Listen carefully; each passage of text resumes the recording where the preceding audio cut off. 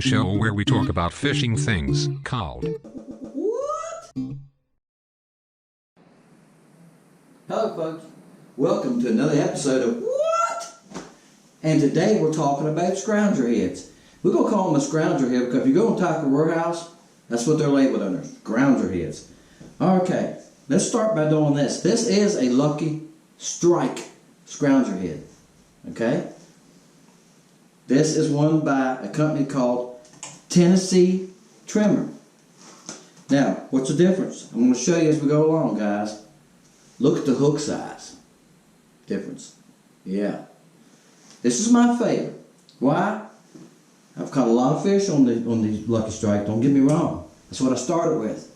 As I started learning to catch fish with them, I wanted a bigger hook. I found out with this little bit bigger hook, my hookup ratio, when I get a bite, I tend to get more of them in. So that's the hog, this is called a hog farmer. Now I'm going to show you, this is rigged. See when I have it rigged, look how much of that hook comes out of there. And here's another reason you need a big hook. When the fish bites this bait, he grabs it like this most of the time. When that blade comes down, you want to mess that hook.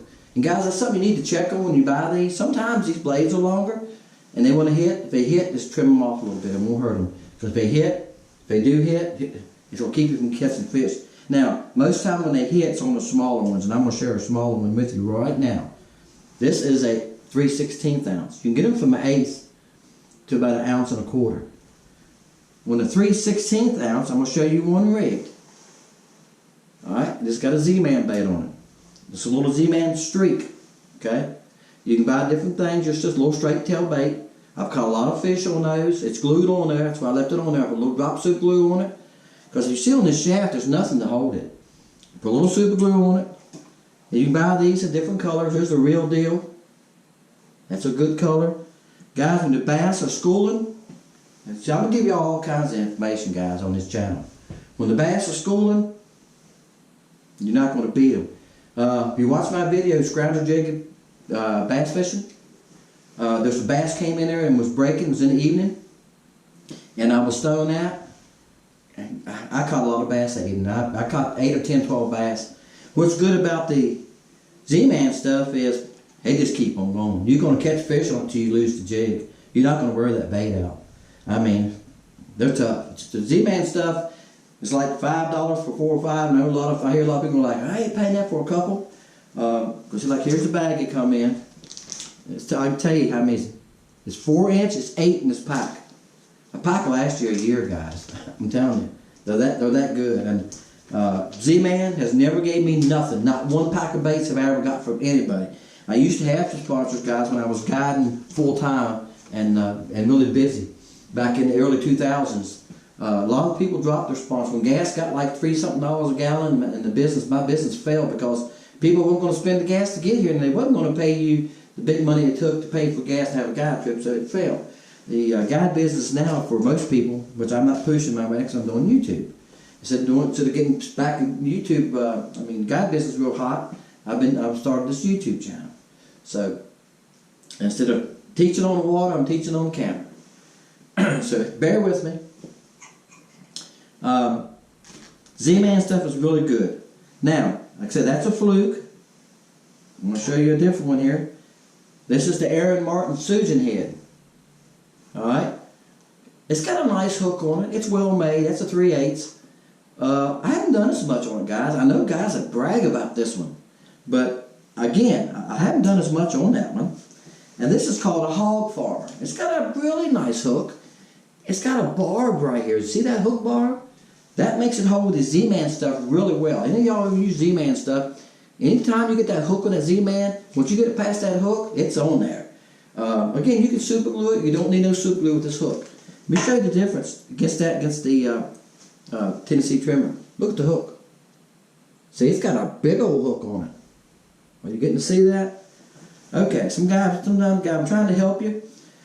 Excuse me. Sometimes I really can't see what it looks like until I go back and watch the video. The hog farmer stuff comes in little bags like this. It comes in a bag like 2 or 3 in a pack, and they're just in a little bag and they turn out. If you notice it's in a bag like this, the bill's not on it. Now, somebody's watching this, I'm going to show you another tip real fast. If you catch a fish or two, it'll come in and it's going to be like that. You're going to go like, oh no, I lost it. Don't get excited. I've had that happen sometimes every fish, especially once you use one for a while. Just put a little saliva on it. Alright? And you just pop it, look here, you just take your fingers and just pop it back up in place. Oops. If you pull it off all the way, it doesn't make any difference. Just put it back on and do it again. But that's all you got to do, guys. It's not easy, as you can see, because I over pulled it, there it went. Alright. And just put it back on there. Now, put it where you want it. The next tip I'm going to give you. Sometimes you reel it in and it's like that. You go like, oh my gosh, and it won't work like that. When you throw it in the water, it's going to go crazy. Line it up. See, you can move them. Also, you might want to chip it in the water beside it. You can pull it with your rod. Y'all do that sometimes. See how a bait swims. You put a new swim bait on, you chip it in the water, and you pull it, and you go like, nah. You can do that, because if it's not straight, you won't get a good wobble. You want that good wobble. You want to wobble like this. Okay? Couple things I use. Of course, I just showed you I use a fluke. Armor shad. It's by Damiki. I lay these bags here so I can show you. By Damiki. This is called white ice. That's a good color. They make a smoked one that's good color, smoked silver flake. Use the color that's best on your water. That sexy shad fluke right there, I've caught more on that one than I have anyone probably this year. Why? The same as y'all have. We've had a lot of rain. I'm on the East Coast. I'm in Virginia. There's no clear water around here right now. Hadn't been no clear water here since September. If you want clear water, you go to a little pond or something small. Anything's big where it's got rivers feeding it, creeks feeding it, we've got dirty water. So the sexy shad has been a good color here. This has been a color. It's by Big Bite Baits. It's been good, okay? It's called shad. It's got a little bit of goldish to it, if you can see it. It's really natural looking. That's been a good one. I've caught fish on the nose, all right? The Z-Man, all right? It's called a StreakZ. Yeah, all the Z-Man stuff kind of ends in Z, doesn't it? This is called the Deal. That's a good color. Ice. It's kind of natural looking in it. It'd be a good color. Smoky shad. See, they got the, looks kind of realistic, doesn't it? Now, we'll say this. Don't mix them. Do not put the Z-Man stuff with regular baits. Even on your boat in a few hours, that can melt together. Don't lay them in the sun. You got to, if you get a pack like this out and you're out fishing at 75 degrees, and you get one out and you throw it on the seat of your boat, and your seat's red and black, and you throw that on that black seat, you know when you sit down to go to move from one spot to the other, that black's hot. You know what I'm saying? They could melt. Now, some of you are thinking, oh boy, who wants a bait like that? That's fine. I keep them in a tackle binder, open my compartment, I get them out, get out what I want, put the tackle binder back in the bottom of the boat. I've carried them around all summer, guys. I've never had any melt together. I've never had any melt the other baits. One time I did throw a couple baits like this together, and I threw them on something in my garage. When I brought my boat and put it in the garage, I threw some leftover baits. I keep busted baits, guys, and I use them for all kinds of odd and end things sometimes before I throw them away. And I had one with some busted baits and they melted together. So I do know they will melt together. Keep them separated. All right. The other thing I'm going to show you is this is the Tremor shad, 5-inch Tremor shad. This is the shad color. This is the olive shad. They're hand poured, they're soft, they got a slip in them. Very nice. I wish I could tell you about when I squeeze it, it feels a lot different than these baits. It's a lot softer. It's a lot softer than the flukes and stuff. But they hold up pretty good. Again, they were made to use with this Tennessee Tremor head. Right here. They was made to use with these guys. Tennessee Tremor head.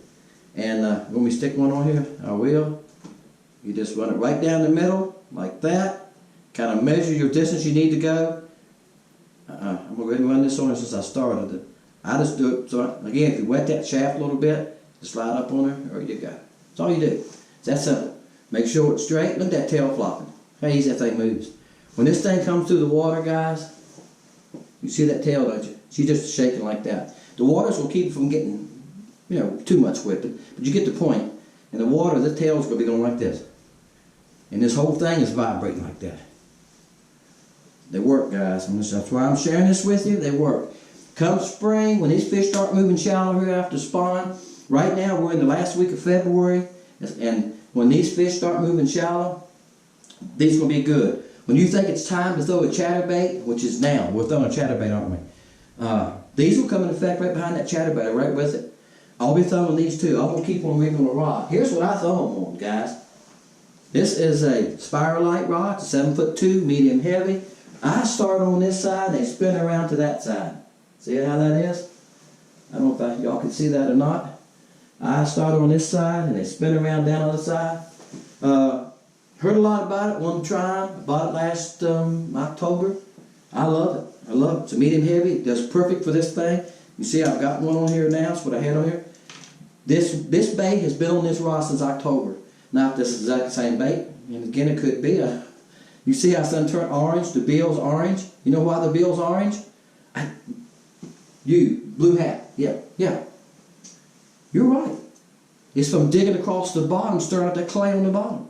Sometimes you reel this thing in, guys. If you're fishing this thing right, when you reel this thing in, it'll be clay around his head.